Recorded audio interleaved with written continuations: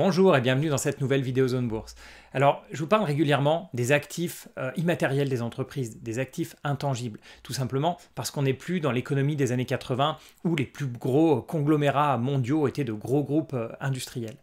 Les plus grosses entreprises d'aujourd'hui, ce sont des entreprises qui ont comme plus gros actifs l'innovation, le design, la capacité à intéresser, à faire rêver les gens. Et ce qui fait la force justement de ces entreprises, c'est leur capacité à attirer les talents, à embaucher les meilleurs du monde dans leur domaine. Parce que dans cette économie du savoir, cette économie de l'information, l'écart entre les meilleurs dans leur domaine et la moyenne est de plus en plus grand. Et plus un domaine est complexe, plus il est important d'attirer les superstars, d'attirer les gros talents. Et une étude de McKinsey montre que l'écart de productivité entre les meilleurs et la moyenne, dans un travail qui est peu complexe, est de 50%. Et ça se comprend. Si c'est un travail où il faut faire quelque chose de simple, de manière assez rapide, on peut être plus rapide. S'il faut être minutieux, on peut être plus minutieux. Mais on est dans un ordre de grandeur, on va dire, de 50%. Pour des travaux moyennement ou très complexes, on va passer à 85% ou à 125% de productivité en plus.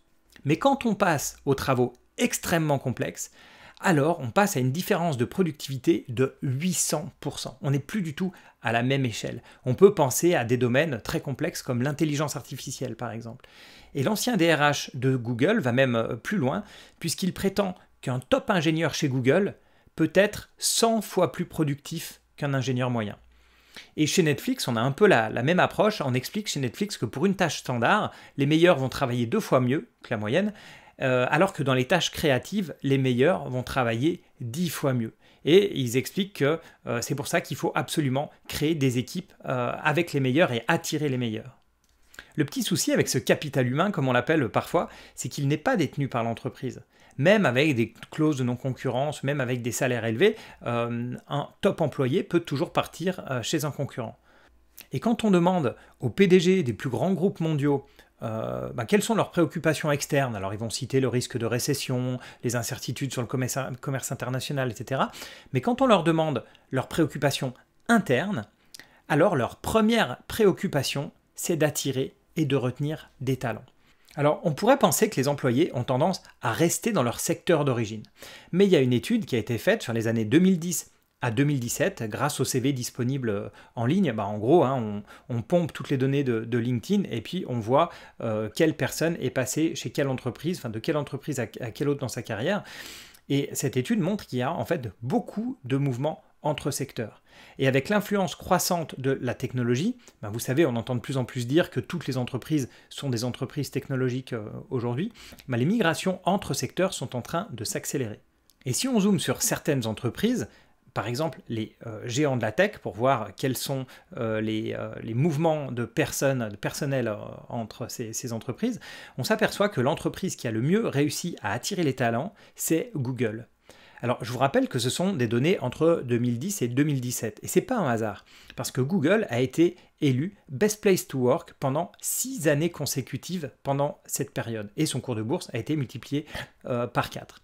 Alors, si on reprend le même classement aujourd'hui, le trio de tête, ça va être Cisco, Salesforce et puis Hilton Holdings. Mais je trouve plus pertinent de regarder les classements des entreprises préférées des étudiants. Alors, si je prends le classement classique de l'étudiant en France, on va retrouver pour 2021, pour les écoles de commerce, LVMH, L'Oréal, Chanel, Google et Apple, classement assez stable et finalement assez classique. Pour les ingénieurs, c'est aussi très stable. On a Airbus, Google, Thales, Safran et Apple. Si maintenant on regarde au niveau mondial, il y a une étude très complète d'Universum. Alors je vais vous montrer que les classements finaux, mais l'étude est plus intéressante que ça, si ça vous intéresse. Et on voit que pour les étudiants en business, les entreprises les plus attirantes sont Google, Microsoft, Apple.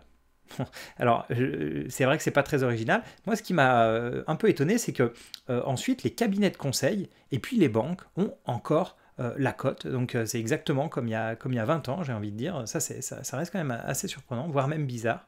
Si on regarde maintenant du côté des ingénieurs, alors c'est ingénieur au sens américain du terme, c'est-à-dire des études plus techniques, on a comme trio de tête Google, Microsoft et BMW. Et d'ailleurs, on a beaucoup de fabricants automobiles, mais il n'y a pas Tesla. Ça, c'est très bizarre, Tesla n'est pas mentionné du tout dans l'étude.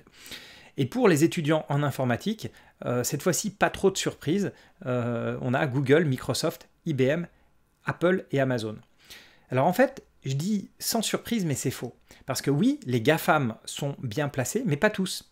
Parce que Facebook est 34e pour les étudiants en business, quand les autres GAFAM sont 1, 2, 3 et 6. Facebook est aussi 34e pour les ingénieurs et 18e pour les étudiants en informatique. Et on s'aperçoit que pour Facebook, ça ne va pas être si évident de capter les meilleurs talents pour bosser sur de l'intelligence artificielle, pour travailler sur du métaverse. Mais il y a autre chose qui m'a surpris dans cette étude, c'est l'absence des jeunes entreprises disruptives. En fait, les classements et les entreprises qui sont dans des classements sont étonnamment standards, étonnamment soit des entreprises de la vieille économie, soit en gros des GAFAM. Et ce qui me surprend, c'est que si je reprends l'exemple de Google, en 2010, Google, c'était encore un outsider, très loin d'être sur le podium des plus grosses entreprises du monde. Mais pourtant, il sortait déjà du lot en termes d'attractivité. Et bien sûr, ça s'est accéléré avec les années. Alors, je ne sais pas si c'est un problème de méthodologie.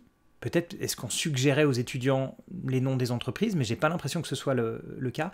Mais je trouve vraiment les choix des étudiants très classiques, comme je disais. On ne voit aucune entreprise de la future génération, aucune entreprise vraiment disruptive, dont on parle pourtant beaucoup. Et ce sont pourtant les entreprises qui ont le plus besoin d'innover, le plus besoin de jeunes talents. Donc, ce que je retiens de ça, c'est que je me dis, soit les grosses entreprises actuelles, les Alphabet, Amazon, Microsoft, mais aussi LVMH, L'Oréal, etc., ont encore de beaux jours devant elles, parce qu'elles vont capter les jeunes talents dans tous les domaines possibles. C'est pas seulement dans le domaine informatique, intelligence artificielle, c'est aussi, comme je le disais, dans le design, ça peut être dans le marketing, etc. Donc, soit effectivement, les gagnants d'aujourd'hui vont continuer à gagner dans le futur, soit cette étude n'a pas réussi à percer les vrais désirs des étudiants. Et comme je le disais, peut-être que c'est dû à un problème de méthodologie qui les a poussés à choisir les plus gros noms. En tout cas, ce type d'étude, ça reste un atout important dans une analyse d'entreprise. Parce qu'on ne peut pas uniquement se baser sur des données financières, surtout dans un monde où, je le disais, on est de plus en plus dans l'immatériel et où la partie innovation est de moins en moins quantifiable, alors que c'est vraiment l'un des aspects les plus importants d'une entreprise. Donc moi, je fais un petit appel aux étudiants. Est-ce que ce que je vous ai donné comme chiffre de cette étude, enfin la dernière étude que je vous ai montrée, mais aussi des 2 études précédentes qui étaient des études purement françaises, est-ce que ça correspond à la réalité ? Est-ce que vraiment les jeunes étudiants d'aujourd'hui, leur rêve c'est de travailler chez les GAFAM, chez des gros cabinets de conseil, des grosses banques, etc. Ou bien est-ce que vous avez plutôt tendance à aller vers des petites structures plutôt innovantes, plutôt dans des secteurs aussi beaucoup plus innovants que les secteurs qu'on a vus ici? Mettez-le moi en commentaire, ça m'intéresse vraiment beaucoup. Et d'ailleurs, si vous êtes étudiant, mettez-moi 2-3 noms d'entreprises chez lesquelles vous aimeriez travailler. Voilà, merci encore pour votre fidélité et n'hésitez pas à me donner des idées de vidéos, ça me sert toujours beaucoup. Voilà, à bientôt pour une autre vidéo.